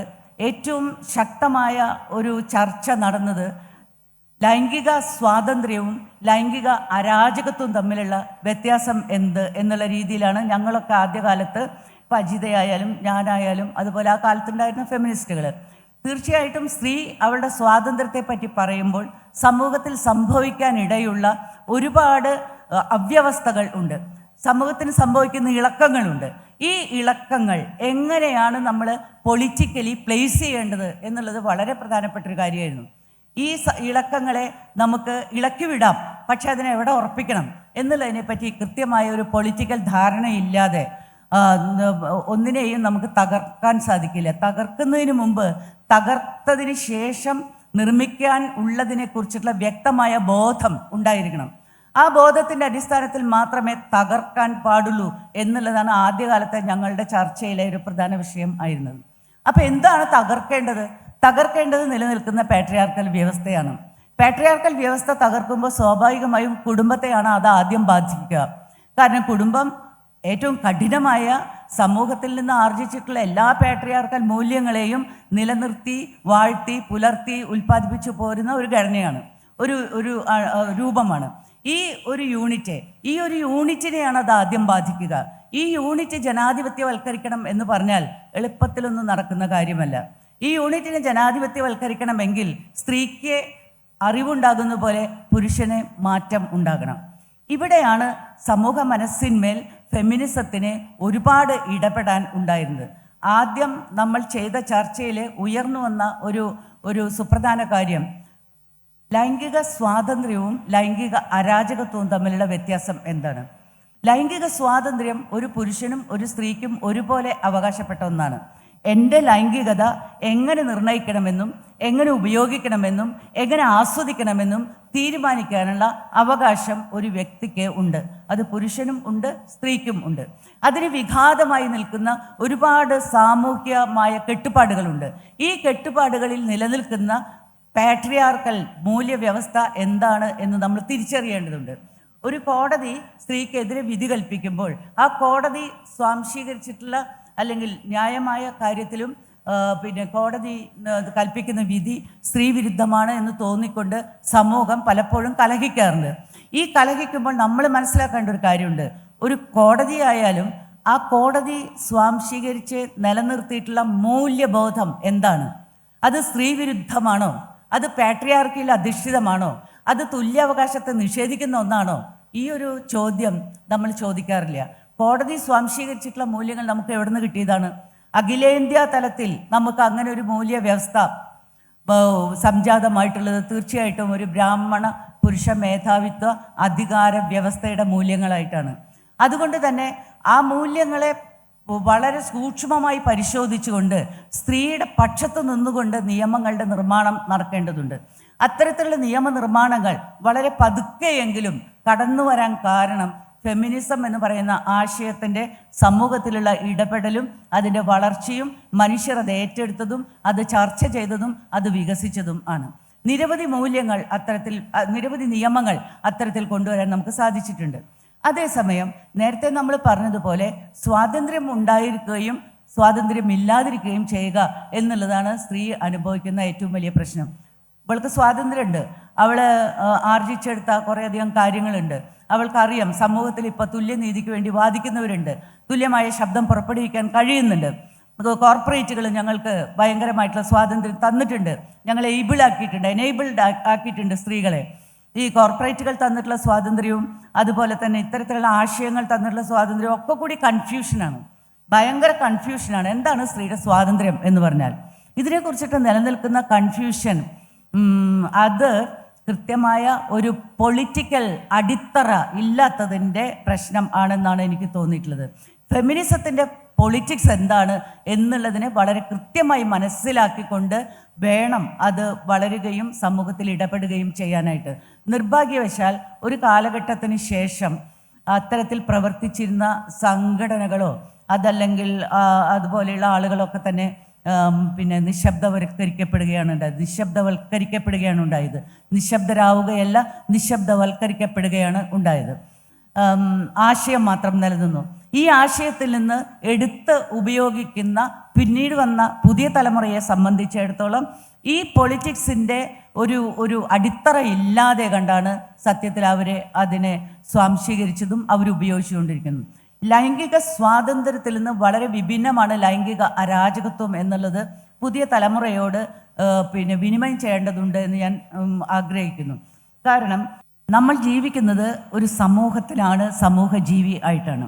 സമൂഹത്തെ മാറ്റുക എന്നുള്ളതാണ്, സമൂഹത്തെ നിരാകരിക്കുക എന്നുള്ളതല്ല നമ്മുടെ ലക്ഷ്യം. ഞാനൊരു സമൂഹജീവി ആയിരിക്കെ ഞാൻ ജീവിക്കുന്ന സമൂഹം ഒരു ബെറ്റർ സമൂഹം ആക്കാൻ, കുറച്ചും കൂടി സുന്ദരമായൊരു സമൂഹമാക്കാൻ, കുറച്ചുകൂടി തുല്യനീതിയുള്ളൊരു സമൂഹമാക്കാൻ ഞാൻ വിശ്വസിക്കുന്ന പ്രത്യയശാസ്ത്രത്തെ ഉപയോഗിക്കണം. അതാണ് പ്രധാന പ്രശ്നം. ഞാൻ വിശ്വസിക്കുന്ന പ്രത്യയശാസ്ത്രം ഫെമിനിസമാണ് എങ്കിൽ ഈ ഫെമിനിസത്തിൻ്റെ പ്രയോഗം എൻ്റെ സ്വാതന്ത്ര്യത്തോടൊപ്പം സമൂഹത്തെ കൂടി ഉൾക്കൊണ്ടുകൊണ്ട് എങ്ങനെയാണ് നടപ്പാക്കേണ്ടത് എന്ന ഒരു പ്രധാന പ്രശ്നം. അതിന് നേർത്ത ഒരു അതിർവരമ്പ് മാത്രമേ ഉള്ളൂ. ലൈംഗിക സ്വാതന്ത്ര്യത്തിൽ നിന്ന് ലൈംഗിക അരാജകത്വത്തിലേക്ക് പോകുക വളരെ എളുപ്പമാണ്, അതിലേക്ക് വീഴുക എന്ന് പറയുന്നത് വളരെ എളുപ്പമാണ്. അപ്പോൾ ഒരു വ്യക്തിക്ക് സ്വയം നിർണയാവകാശം ഉള്ളതുപോലെ ഒരു വ്യക്തിക്ക് സമൂഹത്തെ കൂടി ഉൾക്കൊണ്ടുകൊണ്ട് ആ സ്വയം നിർണയാവകാശത്തെ പ്രയോഗിക്കാനുള്ള ഉത്തരവാദിത്വവും കൂടിയുണ്ട്. അപ്പോൾ ഉത്തരവാദിത്വവും സ്വാതന്ത്ര്യവും ചേർന്ന് പോകേണ്ട ഒന്നാണ്. അല്ലെങ്കിൽ സമൂഹത്തിൽ നിന്ന് പുറത്ത് ജീവിക്കാൻ കഴിയുന്നൊരവസ്ഥ നമുക്കുണ്ടാകണം. അങ്ങനെയല്ല, നമ്മളെല്ലാവരും സമൂഹ ജീവികളാണ്. സമൂഹം രൂപപ്പെടുത്തുന്നതിന് വേണ്ടിയാണ്, അല്ലെങ്കിൽ ഒരു സമൂഹ ജീവിതം രൂപപ്പെടുത്തുന്നതിന് വേണ്ടിയാണ് സത്യത്തിൽ സ്ത്രീക്ക് എതിരായിട്ടുള്ള ഒരുപാട് മൂല്യങ്ങളും വ്യവസ്ഥകളും വന്നത് എന്നുള്ളതാണ് യാഥാർത്ഥ്യം. നമ്മളെ സംബന്ധിച്ചിടത്തോളം ഇന്നത്തെ ഈ സമൂഹത്തിൽ നിലനിൽക്കുന്ന സ്ത്രീ പുരുഷ ബന്ധങ്ങൾ എന്ന് പറയുന്നത് വളരെയധികം ആഴത്തിൽ പരിശോധിക്കപ്പെടേണ്ട, അല്ലെങ്കിൽ സ്ത്രീ പുരുഷ ബന്ധങ്ങൾ, അതിൻ്റെ ലൈംഗികത, പ്രണയം, കുടുംബം തുടങ്ങിയ വിഷയങ്ങൾ വളരെ ആഴത്തിൽ പരിശോധിക്കപ്പെടേണ്ട ഒന്നാണ്. അത് ലഘുവായി അല്ലെങ്കിൽ പുറത്ത് കാണുന്ന ഒരു സ്വാതന്ത്ര്യത്തിൻ്റെ വിഷയം അല്ല. എനിക്കിഷ്ടമുള്ള ഉടുപ്പിടാനുള്ള സ്വാതന്ത്ര്യമുണ്ട്, അല്ലെങ്കിൽ എനിക്ക് കള്ളുടിക്കാനുള്ള സ്വാതന്ത്ര്യമുണ്ട്, അല്ലെങ്കിൽ എനിക്ക് ഇങ്ങനെ പുരുഷനെ പോലെ എവിടെ വേണമെങ്കിലും പോകാനുള്ള സ്വാതന്ത്ര്യമുണ്ട്. ഇതൊക്കെ വളരെ വളരെ ലഘുവായിട്ടുള്ള കാര്യങ്ങളാണ്.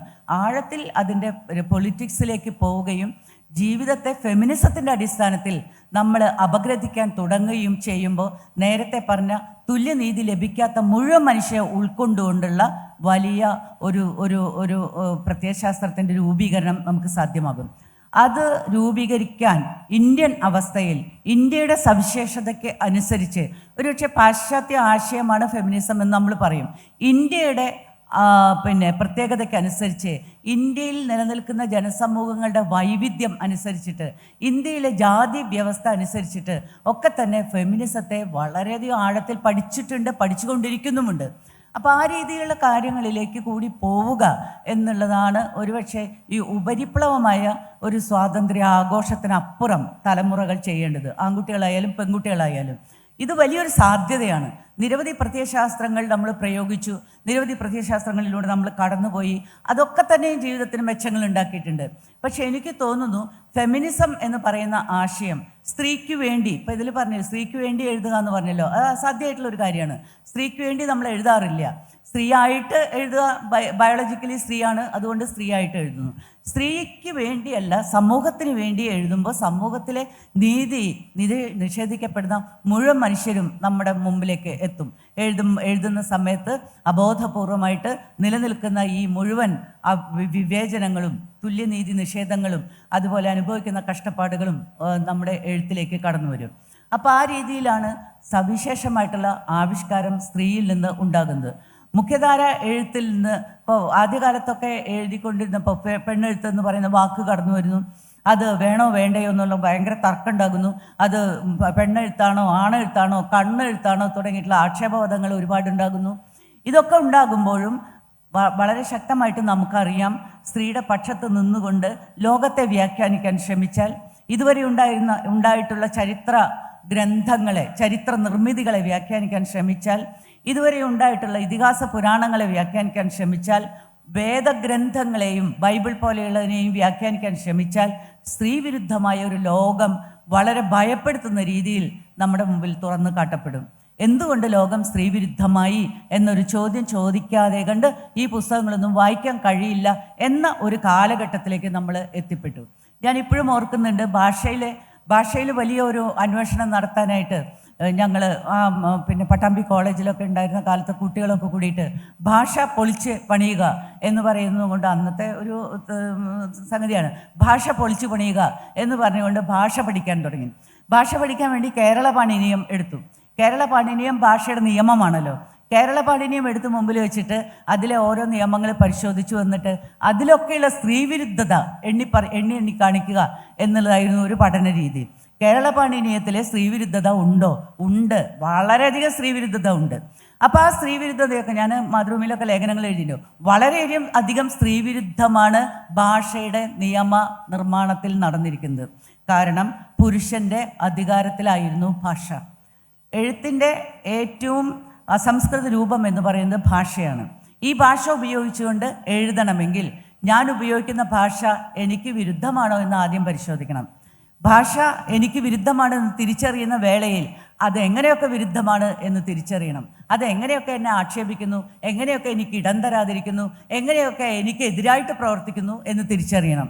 അങ്ങനെ തിരിച്ചറിയുമ്പോൾ സ്ത്രീക്ക് മാത്രമായിട്ടൊരു ഭാഷ ഉണ്ടാക്കുക എളുപ്പമൊന്നുമല്ല. ഭാഷ എന്ന് പറഞ്ഞാൽ നമ്മുടെ ശീലമാണ്. സ്ത്രീക്ക് മാത്രമായിട്ടൊരു ഭാഷ ഉണ്ടാക്കാൻ പറ്റില്ല. പക്ഷേ സ്ത്രീക്ക് താൻ ഉപയോഗിച്ചുകൊണ്ടിരിക്കുന്ന ഭാഷയിൽ മാറ്റങ്ങൾ വരുത്താനായിട്ട് സാധിക്കും. ചൈനയിലൊക്കെ പെണ്ണുങ്ങൾ മാത്രം സംസാരിക്കുന്നൊരു ഭാഷയുണ്ടെന്നാണ് പറയുന്നത്.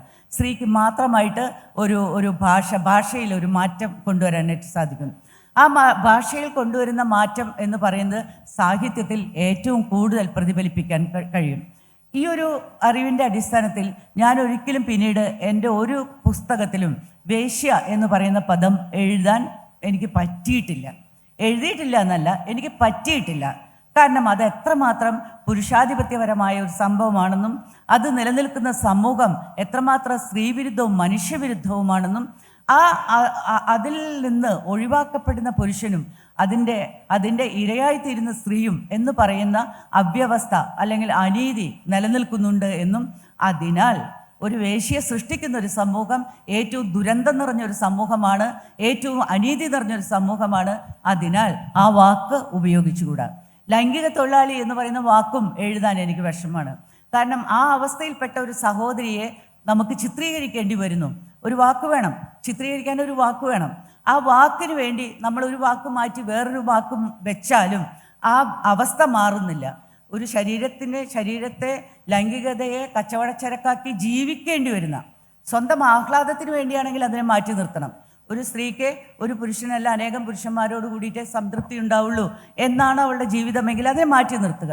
അതേസമയം സ്വന്തം ശരീരം വിറ്റിട്ടേ ജീവിക്കാൻ കഴിയുള്ളൂ, ലൈംഗികത വിറ്റിട്ടേ ജീവിക്കാൻ കഴിയുള്ളൂ എന്ന് പറയുന്ന ഒരു വ്യവസ്ഥ ഏറ്റവും അടിത്തട്ടിലെ സഹോദരിമാർ അനുഭവിക്കുന്നുണ്ട് എങ്കിൽ അവരെ സൂചിപ്പിക്കാൻ ഒരു വാക്ക് മാറ്റി വേറൊരു വാക്ക് വെച്ചതുകൊണ്ട് എന്ത് ഫലം? ആ അവസ്ഥ അവിടെ നിലനിൽക്കുകയാണ്. ഈ അവസ്ഥയാണ് മാറേണ്ടത്. ഈ അവസ്ഥ മാറുകയും അവർക്ക് ജീവിക്കാൻ കഴിയുന്ന ദേശാഭിമാനം, അത് തന്നെ, ഈ ദേശാഭിമാനത്തോടുകൂടി ജീവിക്കാൻ കഴിയുന്ന ഒരവസ്ഥ സൃഷ്ടിക്കാൻ കഴിയുകയും ചെയ്യുന്നില്ലെങ്കിൽ നമ്മൾ പിന്നെ അതിൽ വാക്കിൽ മാറ്റം വരുത്തിയിട്ട് കാര്യമില്ല. പക്ഷേ വാക്കിൽ മാറ്റം വന്നാൽ തീർച്ചയായിട്ടും ജീവിതത്തിൽ മാറ്റം വരും എന്ന് ആദ്യം പറഞ്ഞത് തീർച്ചയായിട്ടും ഇ വി രാമസ്വാമിയാണ്. അദ്ദേഹം തൻ്റെ ഭാഷയെ പരിശോധിച്ചിട്ട് തമിഴിൽ നിലനിൽക്കുന്ന പുരുഷാധിപത്യപരമായ മുഴുവൻ പിന്നെ പദങ്ങളെയും വ്യാകരണ കാര്യങ്ങളെയും ആശയങ്ങളെയും പരിശോധിച്ചുകൊണ്ട് ഇതൊക്കെ കടന്നു വന്നത് എവിടെ നിന്നാണ് എന്ന് പറയുകയും ഇതിനെ തള്ളിക്കളഞ്ഞാൽ തമിഴ് മക്കളുടെ പിന്നെ അവരുടെ ജീവിതം പിന്നെ സ്ത്രീകളുടെ ജീവിതം മെച്ചപ്പെടും എന്ന് പറയുകയും ചെയ്തത് ഇ വി ആണ്. ഇ വി ആർ പറഞ്ഞു, സംസ്കൃതത്തിൽ നിന്ന് നേരിട്ട് കടന്നു വന്ന ഓരോ വാക്കും പ്രതിനിധാനം ചെയ്യുന്നത് പുരുഷാധിപത്യ ജീവിതം ജീവിക്കുന്ന ഒരു സമൂഹത്തിൻ്റെ ജീവിതത്തെയാണ്. അതുകൊണ്ട് നമ്മളിവിടെ വളരെ ആഡംബരപൂർവ്വം വളരെ മനോഹരമായി കാവ്യാത്മകമായി കന്യാദാനം, ചാരിത്ര്യം, പാതിവൃത്യം എന്നൊക്കെ പറയുന്ന വാക്കുകൾ നമ്മുടെ ഭാഷയിൽ ഉണ്ടായിരുന്നില്ല. എന്തുകൊണ്ട് ആ വാക്കുകൾ ഉണ്ടായിരുന്നില്ല എന്ന് ഇ വി ചോദിക്കുന്നുണ്ട്. ആ വാക്കുകൾ ഇല്ലാതിരുന്നതിന് കാരണം അങ്ങനെ ഒരു സംഭവം നമ്മുടെ തമിഴ് മക്കളുടെ ഇടയിൽ ഉണ്ടായിരുന്നില്ല.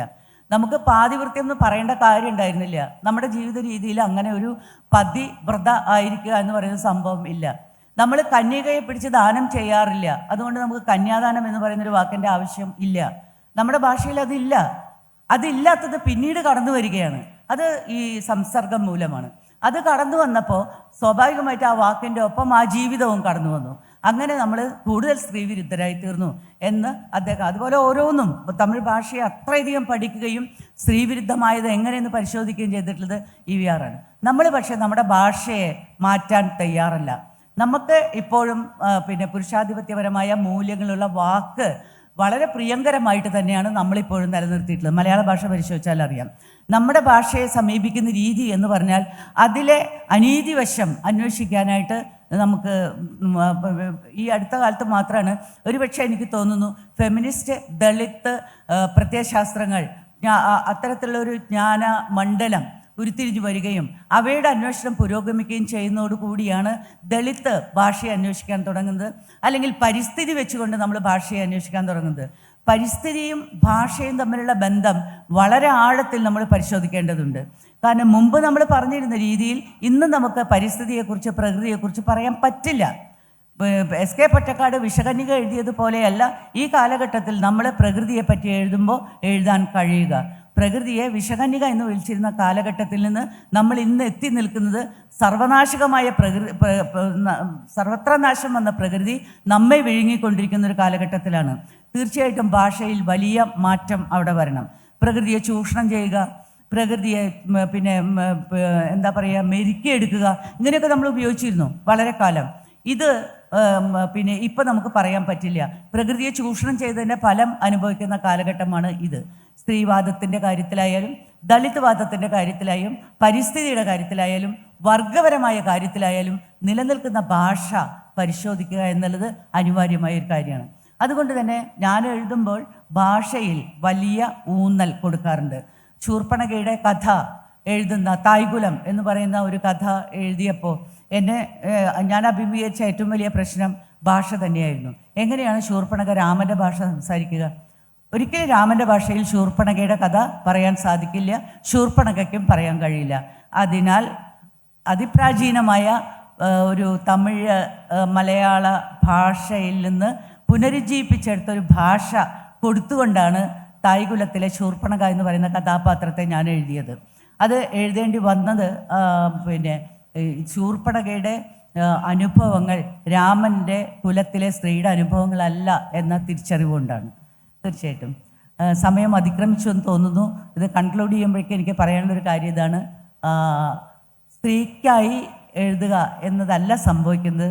സ്ത്രീ എഴുതുമ്പോൾ സമൂഹത്തെ ആകമാനം മാറ്റി തീർക്കുന്ന, തുല്യനീതിക്ക് വേണ്ടി വാദിക്കുന്ന, മുഴുവൻ മനുഷ്യർക്കും വേണ്ടി എഴുതുന്ന ഒരു അനുഭവമാണ് എഴുത്തിലൂടെ ഉണ്ടാകുന്നത്.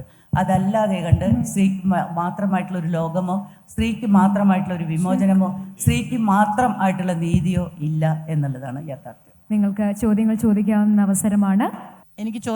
എനിക്ക് പറയാനുള്ളത് മാമിനോടൊരു റിക്വസ്റ്റാണ്. സ്ത്രീക്കായി എഴുതൂലെന്നൊരു വാശി പിടിച്ചിരിക്കുകയാണ് മാം. അത് അതിമനോഹരമായ ദൈവത്തിൻ്റെ സൃഷ്ടിയായ സ്ത്രീ പിച്ചി ചീന്തി എറിയപ്പെടുമ്പോഴും ആസിഡ് ഒഴിച്ച് വികൃതമാക്കപ്പെടുമ്പോഴും ഒക്കെ വേദനയുള്ള സംഗതിയാണ്. പക്ഷെ ഞാൻ പറയുന്ന മറ്റൊരു കാര്യമാണ്. അതായത് ബാല്യം, കൗമാരം, ചെറുപ്പം, യൗവനം, അത് കഴിഞ്ഞ് മെനോപോസ്, ഈ എല്ലാ ഘട്ടങ്ങളിലൂടെയും കടന്നു പോകുന്ന സ്ത്രീകൾക്ക് പ്രത്യേകമായി ഒരുപാട് കാര്യങ്ങൾ അനുഭവിക്കുന്നതുകൊണ്ട്, അറിയാനുള്ള ആഗ്രഹമുണ്ട്, അറിയാത്തവരുണ്ട്, ഇഗ്നോറൻ്റ് ആയിട്ടുള്ള ആൾക്കാരുണ്ട്. അപ്പോൾ അവർക്ക് വേണ്ടി മാമിൻ്റെ ഈ വിശാലമായ അറിവ് സ്ത്രീകൾക്കായി അവരുടെ ബാല്യ, കൗമാര, ചെറുപ്പ, മെനോപാസ് ചിന്താഗതികൾക്ക് പരിഹാര മാർഗമായി സ്ത്രീക്കായി ഒന്ന് എഴുതിയാൽ അതെന്താണ് അതിലുള്ള തെറ്റ്? അത് സ്ത്രീക്കായി എഴുതുക എന്ന് പറയുന്ന ആ പ്രയോഗത്തിൻ്റെ പ്രശ്നമാണ് കേട്ടോ. സ്ത്രീയുടെ ആഖ്യാനങ്ങൾ, അനുഭവങ്ങളുടെ ആവിഷ്കാരം, അതാണ് നമ്മൾ ചെയ്തുകൊണ്ടിരിക്കുന്നത്. മനസ്സിലായി? സ്ത്രീയുടെ അനുഭവങ്ങൾ എഴുതുമ്പോൾ മുമ്പുണ്ടായിരുന്നതിൽ നിന്ന് വ്യത്യസ്തമായിട്ട് ഈ ഒരു വിമോചന ആശയങ്ങൾ ഉൾക്കൊണ്ടുകൊണ്ട് ആ അനുഭവങ്ങളെ എഴുതുക എന്നുള്ളതാണ് ഇപ്പോൾ സംഭവിച്ചുകൊണ്ടിരിക്കുന്നത്. അല്ലെങ്കിൽ അങ്ങനെയാണ് വേണ്ടത്.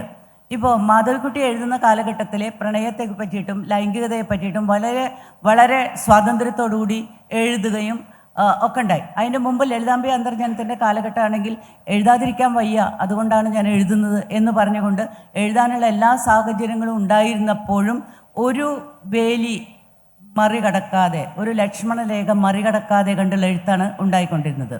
ഇനി അതിനു മുമ്പുള്ള തലമുറയിലെ ആളുകളെ സംബന്ധിച്ചിടത്തോളം ഞാൻ പറഞ്ഞ പോലെ ഈ ഒരു തിരിച്ചറിവല്ല ഉണ്ടായിരുന്നത്. സ്ത്രീ അനുഭവിക്കുന്ന പ്രശ്നങ്ങളെക്കുറിച്ച് എഴുതിയിരുന്നു. നമ്മൾ പ്രശ്നങ്ങളെക്കുറിച്ച് എഴുതുന്നുണ്ട്, നമ്മുടെ അനുഭവങ്ങളെക്കുറിച്ച് എഴുതുന്നുണ്ട്. ഇപ്പോൾ ഇയാൾ പറഞ്ഞതുപോലെ ബാല്യം തൊട്ട് പിന്നെ കൗമാരം തൊട്ട് അവസാനം വരെയുള്ള സ്ത്രൈണ അനുഭവങ്ങൾ എന്ന് പറയുന്നത് എഴുതുന്നുണ്ട്. ജൈവപരമായിട്ടുള്ള അനുഭവങ്ങൾ. ഈ ജൈവപരമായ അനുഭവങ്ങളെ പേഴ്സണൽ ഈസ് പൊളിറ്റിക്കൽ എന്ന് പറയുന്ന ഒരു ഫെമിനിസ്റ്റ് തിയറി ഉണ്ട്. എല്ലാ വ്യക്തിപരമായ കാര്യങ്ങളും പൊളിറ്റിക്കലാണ്. ഈ നമ്മുടെ അനുഭവങ്ങൾ ഉണ്ടാകുന്നതിൻ്റെ പൊളിറ്റിക്സ് തിരിച്ചറിയണം, രാഷ്ട്രീയം തിരിച്ചറിയണം. ഈ രാഷ്ട്രീയം തിരിച്ചറിഞ്ഞുകൊണ്ടുള്ള അനുഭവ ആഖ്യാനമാണ് നമുക്ക് സാധ്യമുള്ളൂ. അത് സ്ത്രീക്ക് വേണ്ടി മാത്രമല്ല. കാരണം സ്ത്രീക്ക് ഈ അനുഭവങ്ങൾ ഉണ്ടെന്ന് നമ്മൾ പറയുന്നത് സമൂഹത്തോടാണ്, അല്ലേ? എൻ്റെ മെനോപോസിൻ്റെ സമയത്ത് ഞാൻ അനുഭവിക്കും. ബ്ലാക്ക് സ്വാൻ എന്ന് പറയുന്ന തോമസ് മാനിൻ്റെ ഒരു ചെറിയൊരു നോവലുണ്ട്. ആ മെനോപോസ് അല്ലെങ്കിൽ ആർത്തവം നിലയ്ക്കുന്നു എന്ന് പറയുന്ന സമയത്ത് ഒരു സ്ത്രീയുടെ ഉള്ളിലുണ്ടാകുന്ന നഷ്ടപ്പെട്ടു പോയ യൗവനത്തെക്കുറിച്ചിട്ട് മുഴുവനും, അല്ലെങ്കിൽ നഷ്ടപ്പെട്ടു പോകുന്ന ആ ഒരു ആരോഗ്യകാലത്തെക്കുറിച്ച്, യൗവനകാലത്തെക്കുറിച്ച്, തീക്ഷ്ണമായ അഭിലാഷങ്ങളെക്കുറിച്ചിട്ട്, ഇതിൻ്റെ മുഴുവനും നഷ്ടം അനുഭവിക്കുന്ന ആ ഒരു കാലഘട്ടത്തിൽ ഒരു സ്ത്രീ സ്വപ്നം കാണുന്നത് ആർത്തവം തിരിച്ചു വരുന്നു എന്നുള്ളതാണ്. ആർത്തവം തിരിച്ചു വരുന്നു എന്ന് പറയുന്ന ഒരു സ്വപ്നം അവൾക്കുണ്ടാകുന്നു. അവളുടെ ഉള്ളിലുണ്ട്, അബോധപൂർവമാണത്. അത് പക്ഷെ മരണമായിരുന്നു കടന്നു വന്നിരുന്നത്. ഇത്തരത്തിലുള്ള ആഖ്യാനങ്ങളിലൂടെ നമ്മൾ സൃഷ്ടിക്കുന്ന ഒരു മാജിക് ഉണ്ട്. സ്ത്രീയുടെ ഇത് മാത്രമായിട്ട്, സ്ത്രീക്ക് മാത്രമായിട്ട് ചെയ്യാൻ കഴിയുന്നത്. ഇത് സ്ത്രീക്ക് വേണ്ടി എഴുതുക എന്ന് പറയുമ്പോൾ അതിൻ്റെ പൊളിറ്റിക്സ് മാറിപ്പോകുന്നു. മനസ്സിലായില്ലേ? സ്ത്രീ അവളുടെ അനുഭവങ്ങളെ വിമോചനത്തിൻ്റെ കണ്ണുകൂടെ കാണുകയും എഴുതുകയും ചെയ്യുന്ന ഒരു വലിയ മാറ്റമാണ് ഈ കാലഘട്ടത്തിൽ ഉണ്ടായിട്ടുള്ള ഫെമിനിസ്റ്റ് റൈറ്റിങ്ങിൽ വന്നത്. അതിനു മുമ്പ് അനുഭവങ്ങളെ ആഖ്യാനം ചെയ്തിരുന്നു. ഞാനും എൻ്റെ തുടക്കകാലത്തൊക്കെ സ്ത്രീയുടെ അനുഭവങ്ങൾ എന്നുള്ള രീതിയിൽ കുടുംബത്തിനകത്തും പ്രണയത്തിലും ഒക്കെ സംഭവിക്കുന്ന കാര്യങ്ങൾ എഴുതിക്കൊണ്ടിരുന്നു. പക്ഷേ പിന്നീട് നമുക്ക് ഇതിൻ്റെ കാര്യകാരണങ്ങൾ, എന്തുകൊണ്ട് ഇത് സംഭവിക്കുന്നു, അതിപ്പോൾ നമ്മൾ നിലനിൽക്കുന്ന വ്യവസ്ഥ എന്താണ്, ഈ വ്യവസ്ഥയുടെ ദോഷങ്ങൾ എന്താണ്, ഇതൊക്കെ അറിഞ്ഞുകൊണ്ട് എഴുതുക. ഈ എഴുതുന്നത് സ്ത്രീക്ക് വേണ്ടി മാത്രമല്ല, മൊത്തം സമൂഹത്തിന് വേണ്ടിയാണ് എന്നുള്ളതാണ് ഞാൻ പറഞ്ഞതിൻ്റെ അർത്ഥം. ടീച്ചറുടെ ഊരുകാവൽ എന്ന നോവലിനെ ആസ്പദമാക്കിയിട്ടുള്ള ഒരു ചോദ്യമാണ്. അതിൽ ഈ വഞ്ചകനായിട്ടുള്ള ഭർതൃഘാതകനായിട്ടുള്ള സുഗ്രീവനെ താര സ്വീകരിക്കുന്നുണ്ട്. സുഗ്രീവനെ നിരാകരിക്കുന്ന ഒരു താരയെ ടീച്ചർ സങ്കല്പിച്ചിട്ടുണ്ടോ?